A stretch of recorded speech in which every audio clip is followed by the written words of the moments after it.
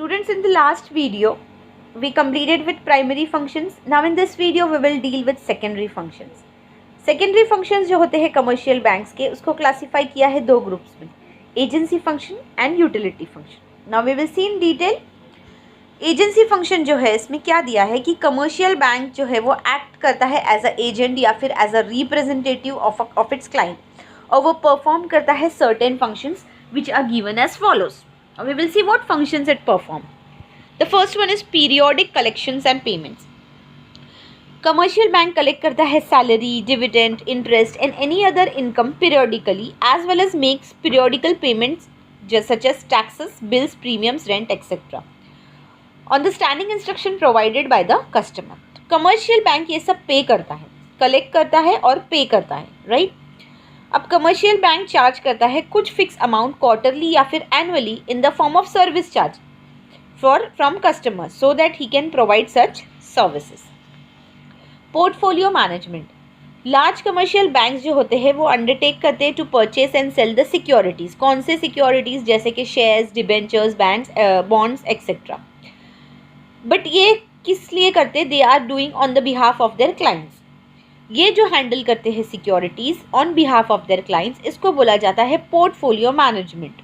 And due to this facility more clients are opting for such services of commercial bank. The third one is fund transfer. Commercial bank provide करती है facility fund transfer की एक branch से another branch को या फिर branch जो है एक one branch to another branch और branch of another bank.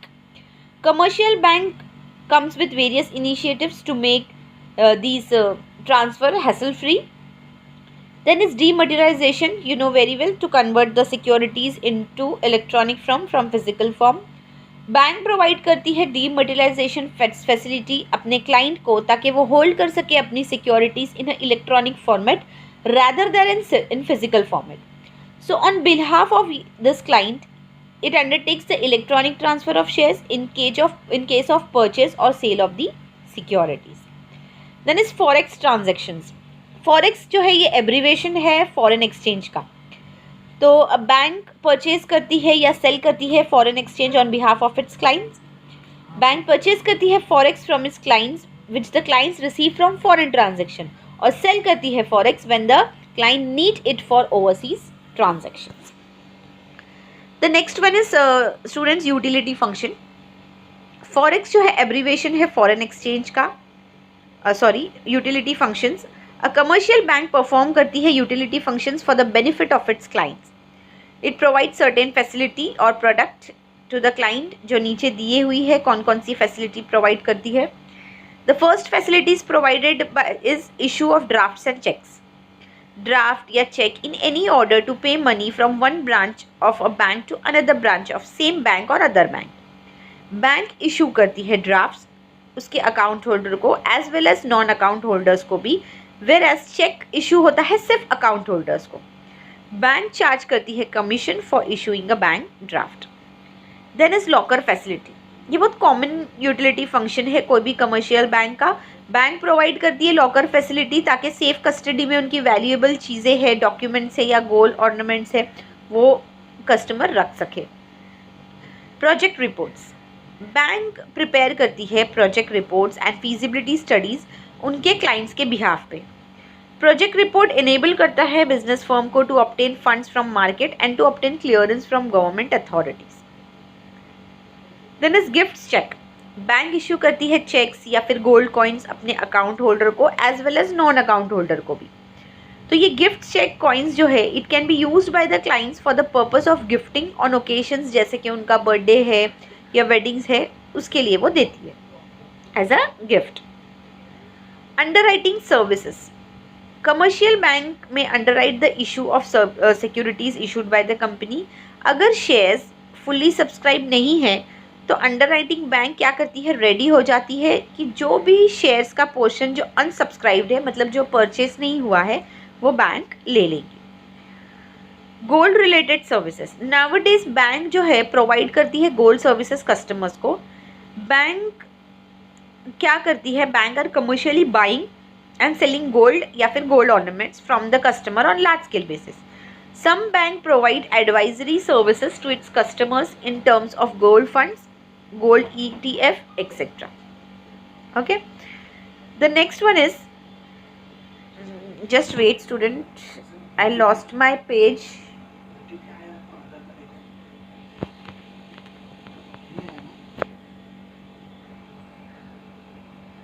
Just wait, coming back to the page.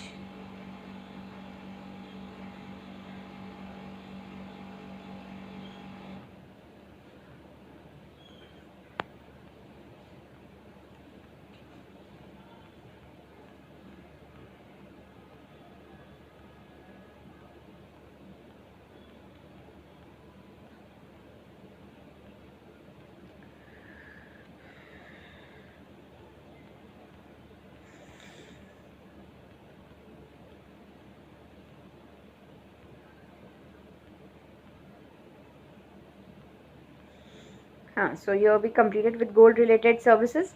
Now we will deal with e-banking services. E-banking जो है वो स्टैंड होता है कौन से वर्ड के लिए? इलेक्ट्रॉनिक बैंकिंग, या फिर हम लोग इसको वर्चुअल बैंकिंग भी बोलते हैं।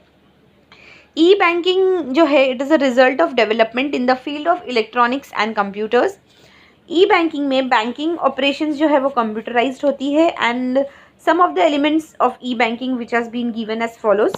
The first element is automated teller machine, जिसको हम लोग बोलते हैं ATMs. They are electronic machines which are operated by the customer on his own to withdraw and deposit money. इसको यूज़ करते हैं for other banking transaction also such as जैसे कि बैलेंस इंक्वायरी, ट्रांसफरिंग मनी या फिर request for chequebook और bank statement etcetera. Nowadays ATM जो है ये प्रोवाइड करता है फैसिलिटी कैश डिपॉजिट की भी, जिसको हम लोग बोलते हैं through cash deposit machines. Then is credit card. Credit card is payment card, जिसको हम लोग बोलते हैं पेमेंट कार्ड। ये अलाउ करता है कार्ड होल्डर को पे करने के लिए different transaction what ever he performs.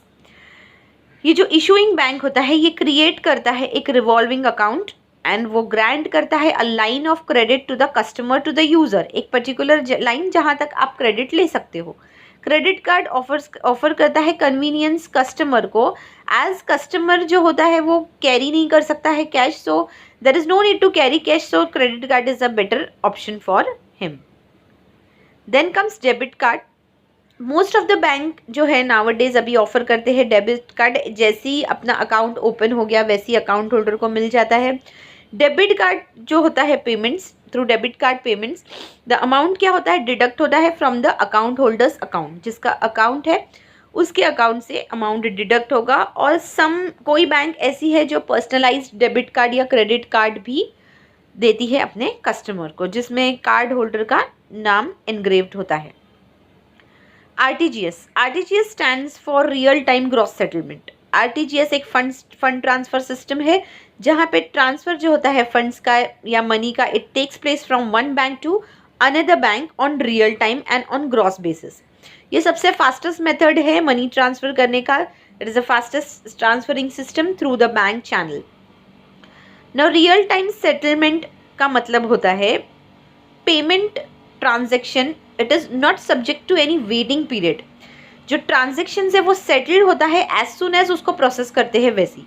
तो जो रिसीविंग बैंक है he has to credit the account of the client within 2 hours of receiving the funds transfer message. ये रियल टाइम सेटलमेंट।